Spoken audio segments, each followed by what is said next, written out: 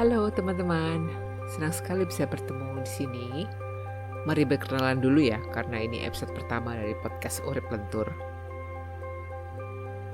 Saya Leila, and I get to admit that I tend to overthink stuff. Jadi anggap aja deh ini kalau misalnya ini kayak jurnal proses berpikir gitu. Jadi intinya gue tuh hidup ingin berusaha untuk lebih baik terus gitu. Dan mari kita share prosesnya, proses berpikirnya di sini. Maaf ya kalau gue ngomongnya masih salah. This is my first attempt of podcast. Jadi gimana sih maksudnya hidup lebih baik itu? Jadi kan kita kan pasti udah ngeh dong, udah sadar gitu kalau planet kita ini udah mulai kesulitan menampung manusia yang katanya bentar lagi akan jumlahnya 8 miliar ini. Udah gitu suka gak tahu diri pula. Planetnya sih mungkin gak bakal apa-apa ya, tapi sumber dayanya itu loh cukup gak sih buat support kita yang 8 miliar ini supaya kita tetap hidup. Apalagi kalau misalnya kita hidupnya tuh kayak suka-suka kita aja gitu loh, konsumsi berlebihan, bikin sampah yang gak bisa diurai, air dikotor-kotorin, sampai sampah plastik itu kemakan sama hewan-hewan laut sampai mereka mati. Terus tanah juga yang ada tuh dirusak-rusak sampai tanaman gak bisa tumbuh. Jadi maunya sih kita tuh pinginnya tuh apa ya, kalau gue ya pinginnya hidup lebih baik gitu loh, selaras dengan alam, menikmati kebaikan yang kita terima selama ini dari alam semesta tanpa, dan mengeluarkan juga yang baik-baik juga gitu loh, yang kita kembalikan lagi lah gitu dari yang kebaikan ini yang kita udah ambil dari alam semesta. Ya kan karena alam semesta udah selama ini udah support kita gitu untuk kita hidup dan belajar gitu. Tapi sebelumnya gue disclaimer dulu ya. Kalau gue gak bilang kalau apa yang gue share di sini ini 100% benar. Karena gue juga, ini kan my point of view gitu ya, berdasarkan dari referensi-referensi yang gue baca, apa yang gue percaya, dan ya sudut pandang gue aja gitu. Dan dengan gue bikin podcast ini juga gue pingin sekali buka diskusi atau dialog dengan melempar-lempar topik seperti ini gitu. Dan kalau misalnya kamu juga tertarik untuk buka dialog soal ini, boleh colek-colek gue di Twitter ya, @simandux, SIMANDOUX. Oke, sekarang kita ke topik hari ini. Ini udah agak lama sebenarnya kejadiannya ya, tapi gue pikir mungkin it's a good idea to start with this. Jadi beberapa waktu yang lalu, beberapa bulan yang lalu lah, ada bukan kehebohan sih, seperti biasa Twitter kan setiap hari juga ada kehebohan ya, ada pro kontra apa segala macam. Tapi ada waktu itu sempat ada keributan quote unquote soal pola makan. Apakah vegetarian itu lebih lebih environmentally friendly, lebih bersahabat dengan lingkungan dibandingin pola makan omnivore yang seperti kebanyakan kita makannya. Waktu itu perdebatannya sih, maksudnya netizen banyak protes soal konsumsi protein Indonesia, masyarakat Indonesia yang sebenarnya masih kurang banget gitu loh. Maksudnya makanan terjadi stunting apa segala macam. Maksudnya boro-boro kita mikirin untuk jadi vegetarian gitu loh. Kalau misalnya sebenarnya kita tuh masih kurang banget mengonsumsi protein hewani. Jadi, tapi bukan itu yang gue mau bahas, tapi lebih ke ya klaimnya waktu itu yang poin yang jadi ribut itu adalah komentar dari Helga.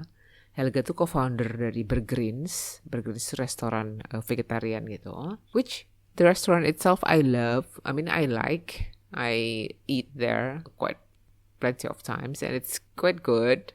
Dan dia di sini klaim di podcast KBR yang waktu itu cuplikannya beredar di Twitter, itu dia bilang di sini kalau misalnya pola makan vegetarian itu lebih ramah lingkungan dibandingkan pola makan yang mengonsumsi protein hewani. Karena menurut Helga, peternakan hewan itu menyumbang banyak sekali limbah. Jadi kalau kita memperpendek rantai konsumsi itu dan kita makan langsung aja tumbuhan yang ditanam untuk menjadi pakan hewan ternak itu, akan mengurangi limbah yang dihasilkan oleh peternakan ini. Tapi kalau gue dengar kok kayaknya kayak agak oversimplifikasi ya. Tapi ya kita lihat lah, kita telah apakah itu benar gitu. Jadi emang ada benarnya sih kalau praktik peternakan industri yang disebut juga animal feeding operation atau AFO itu efeknya memang banyak mudaratnya untuk lingkungannya. But it's a big but.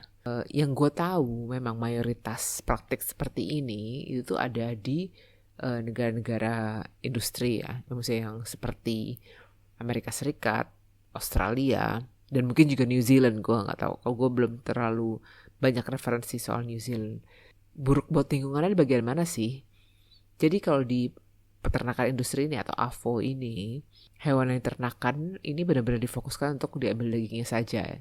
Jadi mereka itu dibuat gemuk dan dewasa dalam waktu secepat-cepatnya. Jadi mereka diberikan pakan apapun yang membuat tujuan itu tercapai. Jadi, tapi yang banyak itu memang kalau di Amerika Serikat ya, pakan itu terbuat dari jagung. Karena jagung itu memang komoditas paling banyak di Amerika Serikat dan disubsidi bisa-bisa oleh pemerintahnya. Padahal sapi, kalau kita belajar dari waktu kita zaman SD ya, mereka kan sistem pencernaannya kan memamah biak ya, yang memang diciptakan itu untuk makan rumput gitu. Jadi apakah itu cocok? Pakan jagung itu cocok untuk pencernaan mereka? Tentu kayaknya enggak ya. Pasti dari situ kan muncul masalah-masalah kesehatan lah dari sapinya itu sendiri, atau komposisi daging mereka juga tadi jadi tidak ideal gitu untuk dikonsumsi sama manusia.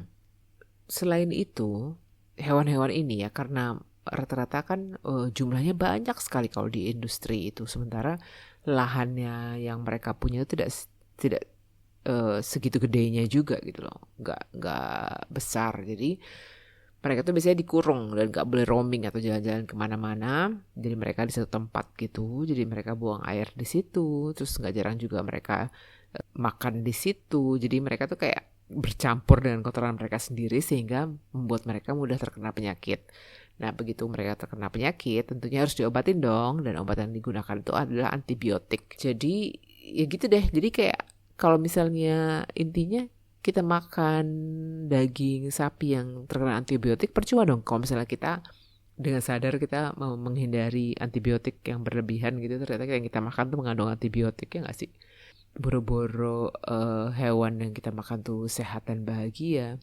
Belum lagi limbahnya itu sendiri ya. Jadi kalau misalnya kotoran dari sapi tadi itu yang terserap di tanah atau run off begitu hujan untuk jadi akhirnya kotorannya itu ke sungai atau ke sumber air lainnya, sumber air tanah dan sebagainya. Kemudian airnya itu tuh jadi konsumsi manusia juga. Itu kan mencemari ya. Jadi kayak bisa bahaya juga untuk kesehatan kita airnya itu gitu loh. Belum lagi ada isu kentutnya sapi atau sendawanya sapi yang mengandung metana. Metana itu kan salah satu zat penyumbang greenhouse effect. Jadi sejujurnya gue memang lebih banyak baca soal referensi praktik-praktik ini di Amerika Serikat dari buku-buku yang sudah gue baca. Tapi kalau dari Indonesia, gue nemu satu channel yang informatif ini di bidang ini, namanya tuh Sapi Bagus namanya di YouTube. Kalau misalnya kamu mau cari ya. Dari sini gue dapat informasi kalau peternakan, terutama sapi di Indonesia itu masih mayoritas dimiliki oleh perorangan. Jadi bukan perusahaan yang gede gitu ya. Nggak terlalu industrial gitu. Nah sapi dari peternakan lokal ini ternyata emang nggak cukup buat memenuhi pasar di Indonesia, terutama Jakarta ya. Menurut salah satu videonya yang gue tonton itu, kalau di daerah tuh rata-rata konsumsinya tuh ya stabil aja segitu aja gitu. Mereka kayaknya nggak doyan-doyan amat sama, maksudnya konsumsinya nggak gede-gede amat soal daging sapi. Tapi kalau Jakarta tuh emang cukup tinggi gitu, dan terutama tentunya kalau lagi musim Idul Adha ya.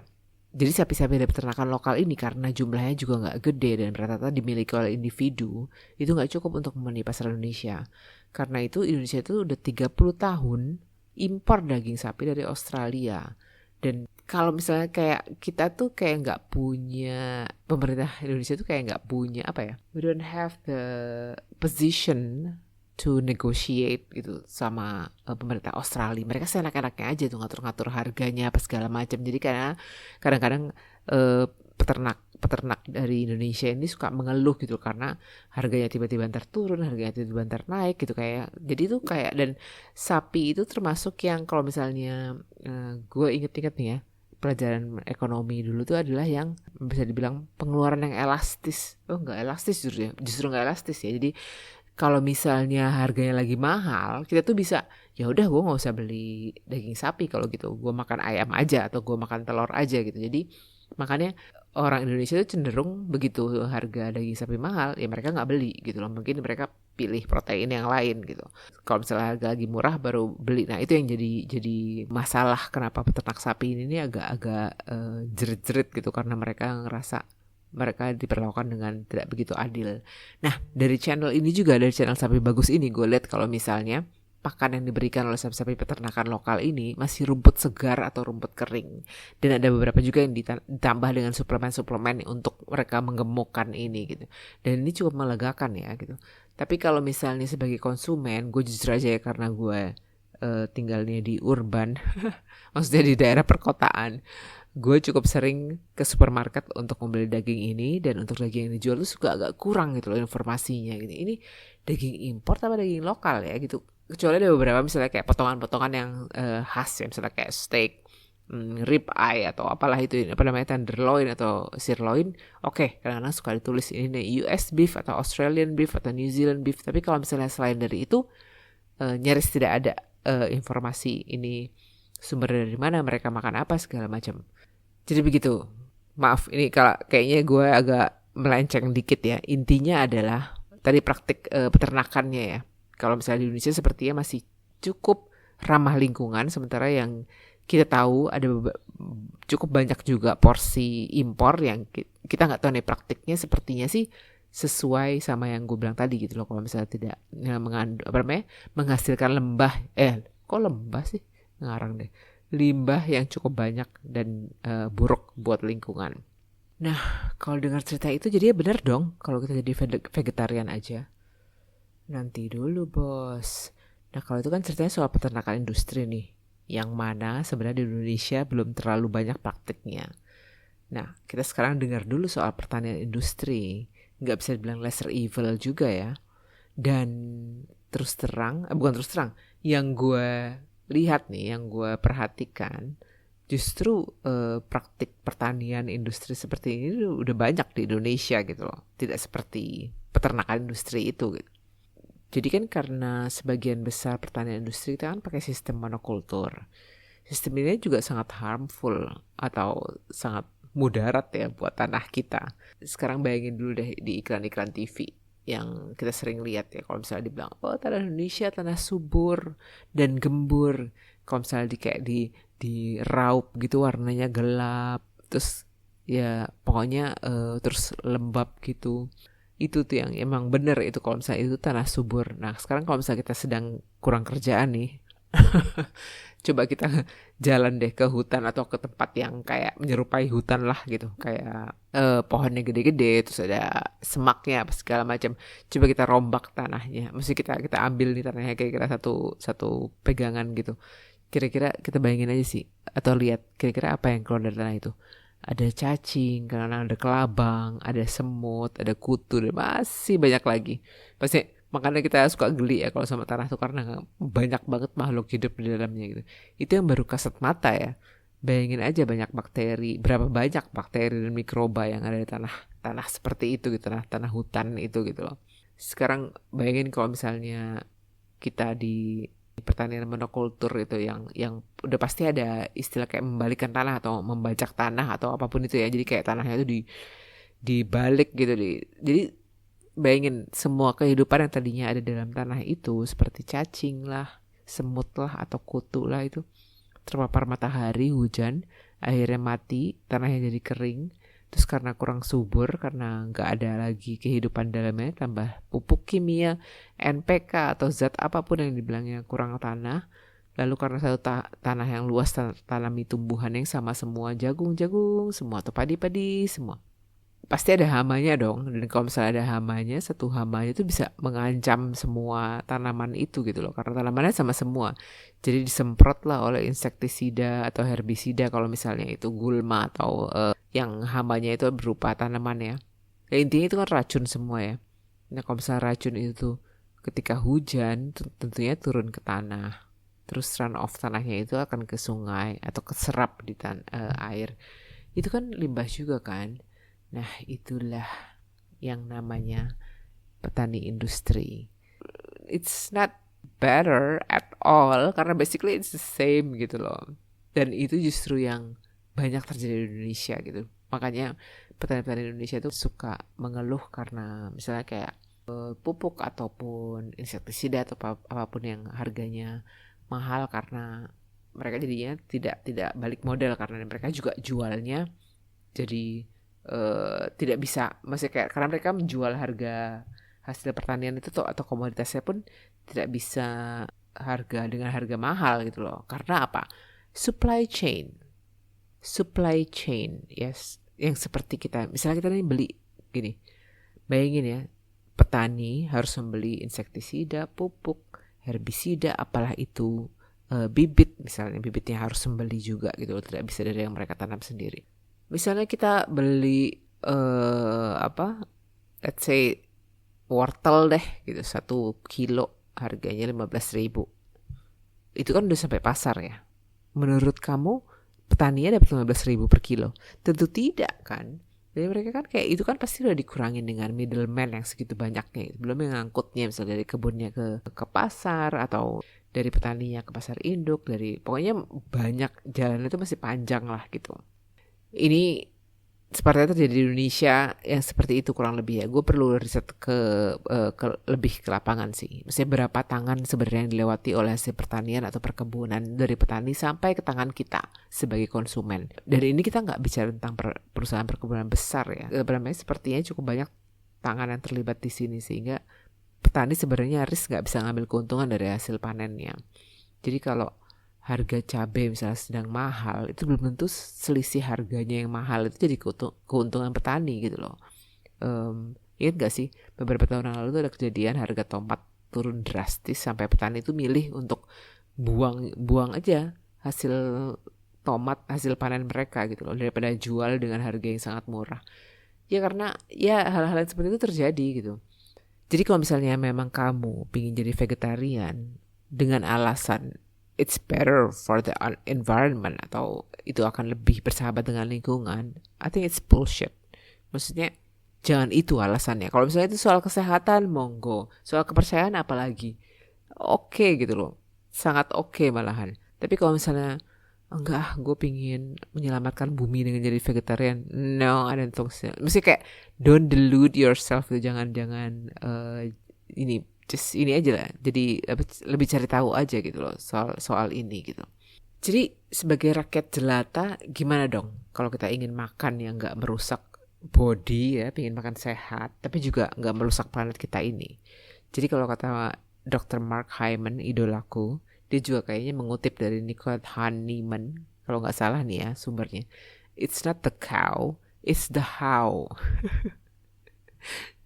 Jadi bukan sapinya, tapi bagaimana sapinya itu dibesarkan atau diternak gitu loh. Jadi sekarang itu udah ada praktik pertanian dan peternakan yang jauh lebih baik. Itu sebutnya pertanian regeneratif atau permakultur. Tapi kita kayaknya nggak ngebahas lebih dalam sekarang ya, karena itu bisa jadi satu episode sendiri.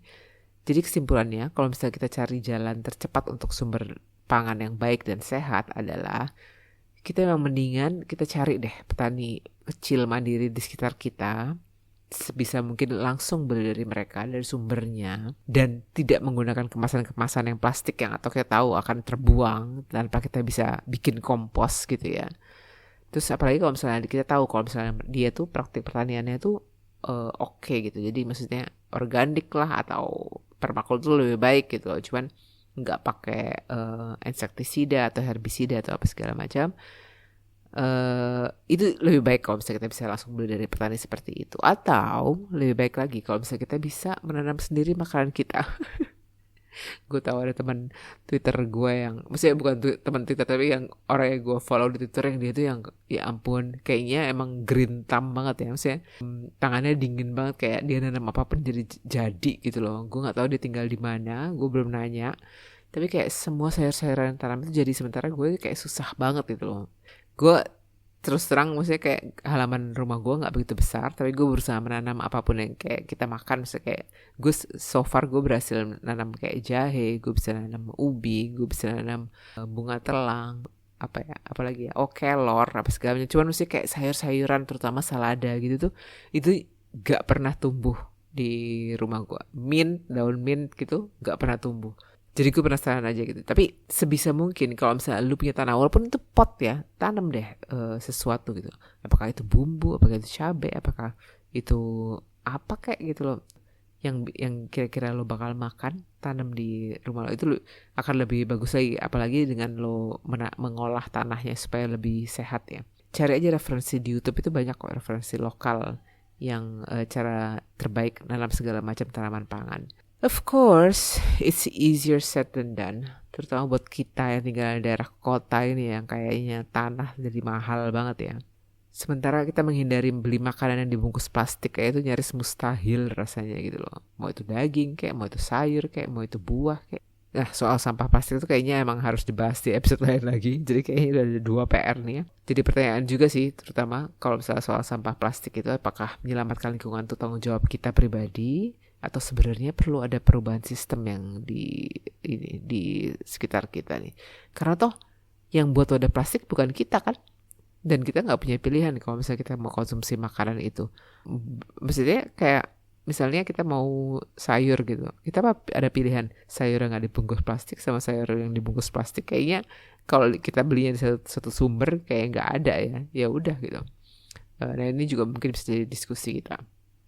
Jadi nah sekarang balik lagi ke poin kesimpulan. Sebenarnya gue nggak suka sih bikin kesimpulan. Jadi kayak kita bisa mikir sendiri tergantung yang mana yang relevan dengan kita ya solusinya. Tapi mungkin yang harus dipertimbangkan kalau misalnya kita ingin makan yang menurut kita quote unquote lebih ramah lingkungan, itu tuh kita lihat ke sumber makanan kita adalah bagaimana praktik pertanian atau peternakannya. Terus berapa jauh asal makan sumbernya itu dari tempat kita tinggal, sama kita lihat juga limbah atau sampah yang kita hasilkan setelah kita makan itu gitu. Apakah kebanyakan wadah plastik ya? Oh no. Ataukah banyak yang terbuang? Kayak gitulah. Karena limbah makanan itu juga penting ya, mengingat Indonesia itu udah jadi negara nomor 2 loh. Kita nomor 2 yang menghasilkan terbanyak ya. Nomor 2 terbanyak yang menghasilkan limbah makanan gitu. Semoga aja dari limbah makanan tersebut ada yang kepikiran bikin kompos ya. Oke, jadi segini dulu ya episode kali ini. Kalau kamu ingin tahu lebih banyak soal AFO tadi, yang animal feed operations itu, feeding operations dan praktik-praktik pertanian yang ada sekarang dan bagaimana praktik yang lebih baik, gue bisa kasih referensi buku ke kamu seperti Food Fix dari Dr. Mark Hyman, dan ada juga Fast Food Nation dari Eric Schlosser. Itu bagus sih kalau misalnya untuk memulai pingin tahu lebih banyak soal hal ini. Tapi memang mereka kan banyak ngebahasnya kan di industri di Amerika ya. Cuman but it's good to know, still good to know. Oke, so sampai jumpa lagi di episode Urip Lentur berikutnya. Jangan lupa subscribe kalau suka supaya dapat notifikasi kalau misalnya ada episode baru. Dan saya Leila, sampai ketemu di kesempatan lain. Jangan lupa minum air.